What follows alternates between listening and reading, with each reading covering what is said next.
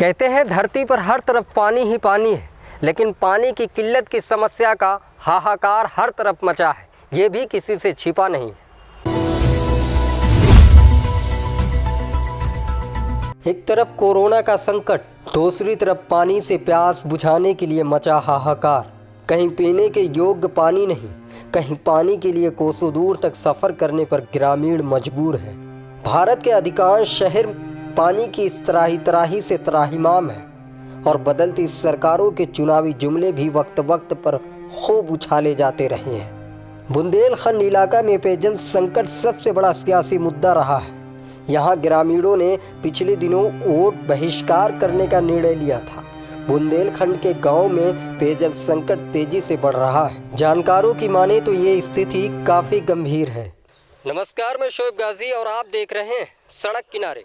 आज हमारे इस स्पेशल प्रोग्राम में आज हमारे साथ वो शख्सियत है जो पानी की किल्लत का मचा हाहाकार पर पैनी नज़र रखती है। जी हाँ, आज हमारे साथ विज्ञान संचारक सुशील कुमार द्विवेदी जी हैं, जिनसे हम बहुत सारी चीज़ों के बारे में सवाल करेंगे और जानेंगे भी कि पानी की समस्या को लेकर किस तरीके से दूर किया जाए इस समस्या को।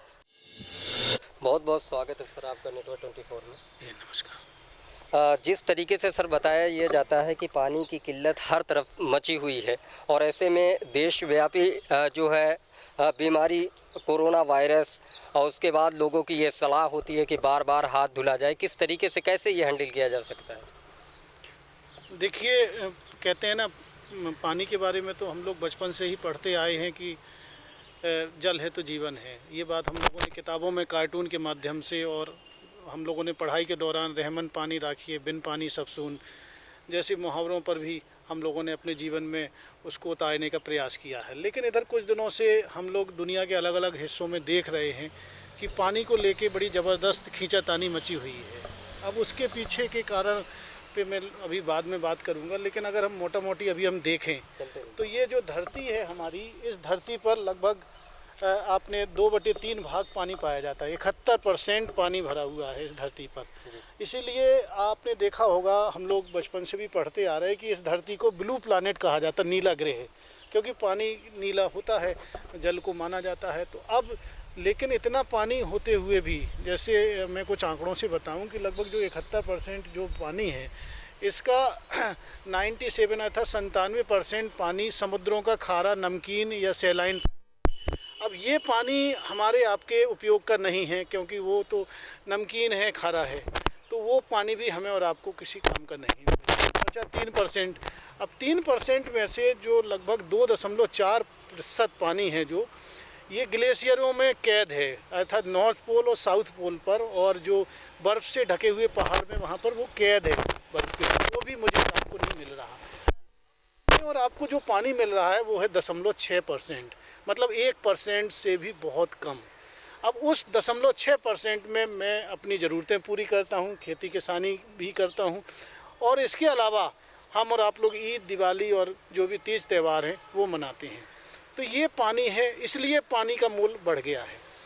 अब जो वर्तमान समय में अगर हम देखें तो दुनिया के अलग अलग हिस्सों में पानी के लेके मारामारी मची है। जैसे मिसाल के तौर पे 2 साल पहले आप और हमने देखा कि जो दक्षिण अफ्रीका के एक बहुत सुंदर शहर है केप टाउन, लेकिन वहाँ पर 2 साल पहले पानी ख़त्म हो गया था और उन्हें डे 0 डिक्लेयर करना पड़ा।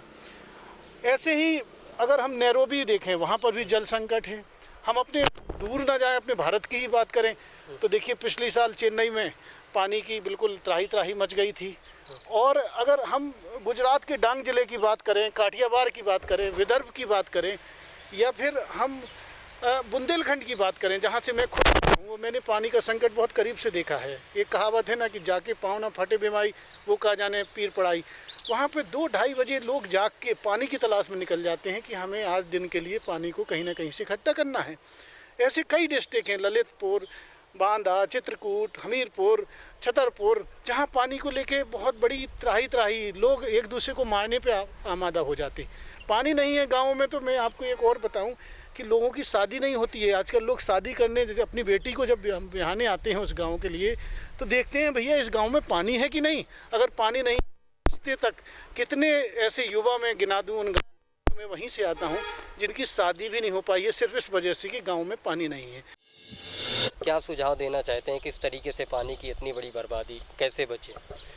देखिए, हमें और आपको, आप मीडिया कर्मियों का बहुत बड़ा योगदान है, इसलिए मैं सदैव सैल्यूट करता हूँ, उनको प्रणाम नमस्कार करता हूँ, क्योंकि आप लोग ही हैं जो बचाए हुए हैं और बचाने में योगदान कर रहे हैं। जो जागरूकता बहुत बड़ी चीज़ है। मैं और आप अगर जागरूक हो जाएं, मेरे आसपास के बच्चे जागरूक हो जाएं, समाज जागरूक हो जाए, जान जाए कि ये पानी से मेरा आपका कभी ना कभी नाता पड़ेगा। आज ज़रूर मैं पावरफुल हूँ, शक्तिशाली हूँ, तो मेरे घर में पानी आ रहा, गरीब बेचारा लिए बाल्टी घूम रहा, लेकिन हो सकता है कल के दिन हमारे पास पैसा होगा बट पानी नहीं होगा।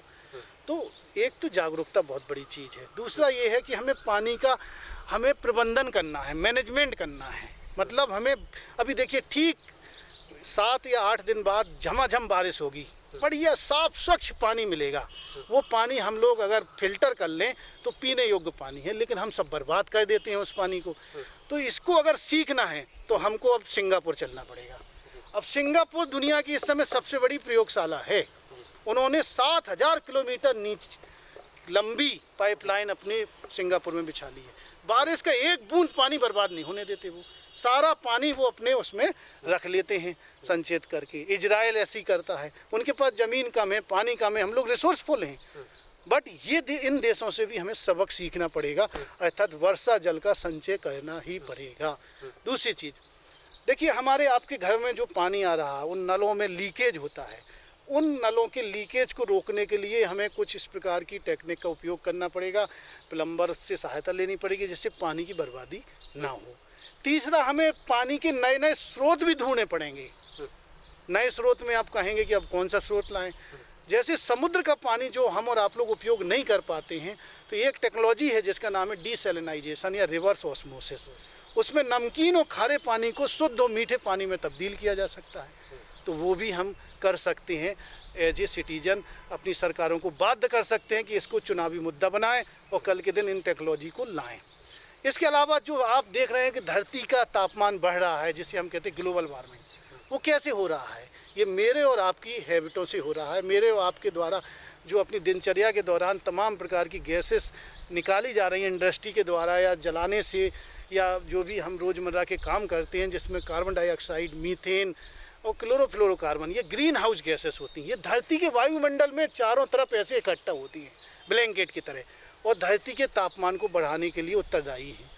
तो धरती का जब तापमान बढ़ता है तो क्या होता है, आपने देखा होगा कि जितने भी ग्लेशियर हैं वो सब पिघलेंगे, उनका पानी पिघल के नदियों में आएगा, नदियों का स्तर बढ़ेगा, और नदियों का पानी फाइनली समुद्र में जाएगा। तो समुद्र के पानी का स्तर बढ़ेगा, तो समुद्र का नमकीन पानी घुस आएगा शहर में, तो जो हमारा साफ़ पानी है वो भी ख़राब हो जाएगा, झीलें ख़राब हो जाएंगी, और जो भी हमारे कुएं हैं उनमें भर जाएगा नमकीन पानी। तो ये भी ना होना चाहिए। ग्लोबल वार्मिंग बहुत बड़ी समस्या है दुनिया के सामने। दुनिया के कई देश डूबने की कगार पे हैं। मैं आपको एक बात बताऊं, आप बड़ी आश्चर्यजनक परंतु सत्य है, मालदीव डूब रहा है। अगले कुछ सालों में हम देखेंगे मालदीव डूब जाएगा। पूरी दुनिया के सामने चेताने के लिए वो बार बार अपनी पार्लियामेंट की जो कार्रवाई है जल संसद में कर रहा है, पानी के अंदर, सबमरीन के अंदर कर रहा है।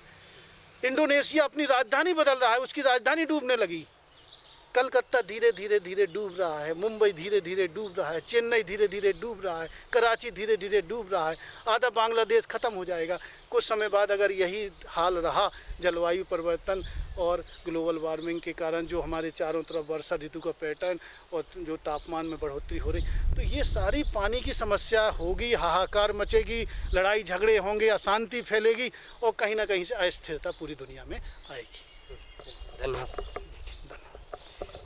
बीबीसी पे लिखी एक रिपोर्ट में आप लोगों को बता देता हूं कि किस तरीके से पर्यावरण के दिवस के दिन वो बीबीसी पे वो रिपोर्ट लिखी गई थी। एक छोटी सी बच्ची जब 4 बजता है, सुबह पानी का टैंकर आता है, उसके बाद घर में मम्मी उसको जगाती है कि बेटा पानी का टैंकर आ गया। उसके बाद वो पानी के टैंकर के पास पहुंचती है, जिस तरीके से वहाँ जिस तरीके से वहाँ कतारें देखती है, वो कतारें लास्ट जाकर खड़ी हो जाती है। कुछ घंटे बाद उसका नंबर आता है, उसके बाद वो पानी लाती है और फिर अपने स्कूल की तैयारी करती है। और स्कूल की तैयारी करने के बाद वो स्कूल की तरफ रवाना होती है।